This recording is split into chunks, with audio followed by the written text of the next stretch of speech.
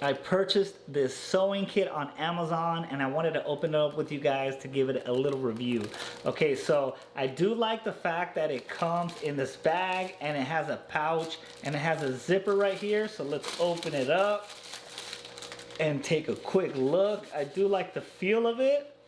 So here's our zipper right here. And blah dow. So this is great, you guys. This came with everything. The reason I purchased this is because it has so many colors, and these are all the basic colors that you have right here. You have your thimble right here. Let me take it out and give it a quick feel. I don't know if people actually use this, but that's cool that they have it. Okay, you have your little it looks like your measuring tape right here. Okay, let's look over here. You do have your scissors. That's important in any sewing kit right here.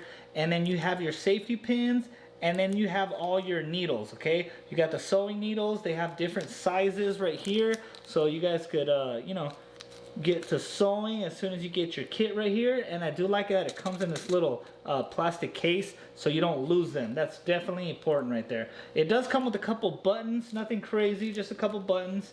And this is actually a nice little kit. So I do like it. It does have a nice feel.